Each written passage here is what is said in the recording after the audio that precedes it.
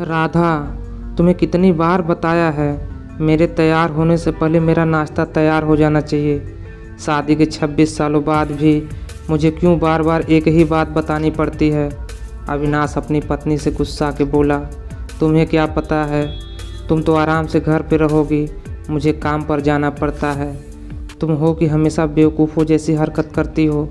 अगर तुम यह जानबूझकर करती हो तो याद रखना, मुझसे बुरा कोई नहीं होगा। आज फिर अविनाश का पारा चढ़ा हुआ था। अविनाश अपना गुस्सा उतारते हुए गीला तौलिया कुर्सी पर फेंकते हुए गुस्से से राधा की तरफ देखने लगा। राधा के लिए अविनाश का यह बेवजह गुस्सा कोई नई बात नहीं थी। वह महीने में 3-4 बार ऐसे ही राधा पे बरस पड़ता था। पहले राधा इसका विरोध किया करती थी, लेकिन जब कई सालों तक अविनाश में कोई बदलाव नहीं दिखा तो राधा ने खुद को ही बदल दिया। अब अविनाश के कुछ भी कहने से राधा को कोई फ़र्क नहीं पड़ता था। अविनाश की हर बात वो चुपचाप सिर नीचे झुकाए सुन लेती थी। शादी के पहले कुछ सालों तक राधा ने पूरी कोशिश की थी कि अविनाश को बदला जाए। फालतू का गुस्सा करना और बाद में राधा को भला बुरा कहना, यह मानो जैसे उसकी आदत बन गई थी। कोई भी वाद विवाद होता तो अविनाश सीधा राधा को बोल देता, अगर मैं तुम्हें अच्छा नहीं लगता तो क्यों नहीं चली जाती अपने मायके, क्यों रहती हो मेरे साथ। इतना सब कुछ होने के बावजूद राधा अविनाश के साथ रहती थी, क्योंकि उसे अपनी बेटी की फिक्र थी। और वह जाती भी तो कहाँ, अपने बूढ़े हो चुके माँ बाप को इस उम्र में परेशान करना वह नहीं चाहती थी। समाज और लोग क्या कहेंगे, यह भी तो उसे देखना था। वह इतनी पढ़ी लिखी भी तो नहीं थी कि खुद जाकर कोई नौकरी कर सके और अपना और अपनी बेटी का पालन पोषण कर सके। राधा को अपनी फ़िक्र नहीं थी, उसको फ़िक्र थी तो बस अपनी शादी लायक हो रही बेटी की। राधा नहीं चाहती थी कि पति पत्नी के झगड़े की वजह से उसकी बेटी दिव्या डिस्टर्ब हो। दिव्या की पढ़ाई पूरी हो चुकी थी, उसके लिए अब शादी के लिए रिश्ते आने लगे थे। कई रिश्तों को दिव्या ठुकरा चुकी थी। 2-3 महीने बाद एक अच्छा रिश्ता आया। रिश्तेदारों और पहचान के लोगों ने भी लड़के के बहुत गुणगान किए थे। अविनाश एक शाम अपनी बेटी के पास बैठकर उसे बताने लगा, दिव्या बहुत अच्छा लड़का है, पढ़ा लिखा है, बड़ा घर है, बहुत अच्छी नौकरी है। ऐसे रिश्ते बार बार नहीं आते बेटा, इस बार मना मत करना। दिव्या अपने पिता से ज़्यादा बात नहीं करती थी, शायद डरती थी या शायद नफ़रत करती थी, लेकिन आज वो अपनी पूरी हिम्मत इकट्ठा करके बोली, मुझे अभी शादी नहीं करनी है पापा, मैं नौकरी करना चाहती हूँ, खुद अपने पैरों पे खड़ी होना चाहती हूँ।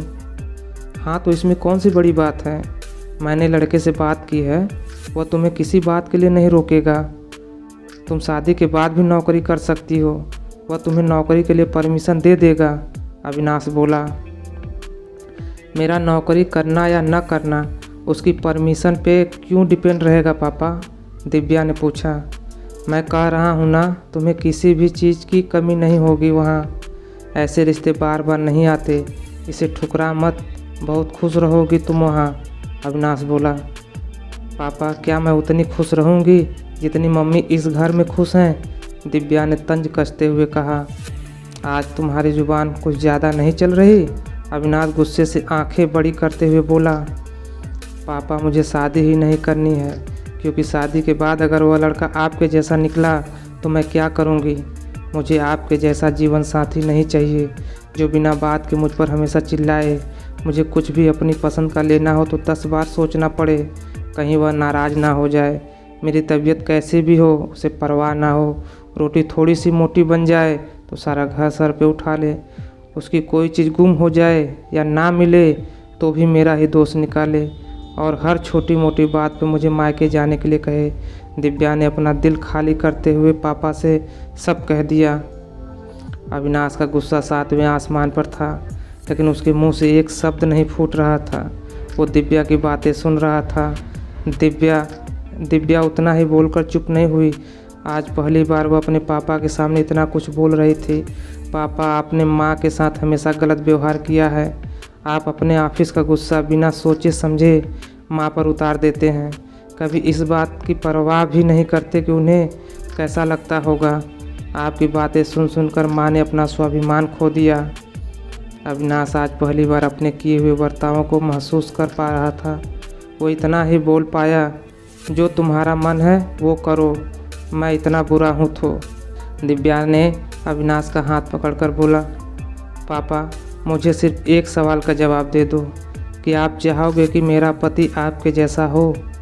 अगर आपका जवाब हाँ है तो कर दीजिए मेरा रिश्ता आज ही, और ना है तो मुझे आत्मनिर्भर बनने दीजिए। अविनाश कुछ भी ना बोल पाया, वहाँ से चुपचाप बाहर चला गया। आज उसे राधा के सामने जाने में शर्म आ रही थी। चलते चलते उसकी आंखों में आंसू बह रहे थे। अविनाश ने आज से अपने आप को बदलने का निश्चय किया। अगले दिन से राधा ने अपने पति में काफ़ी बदलाव देखा।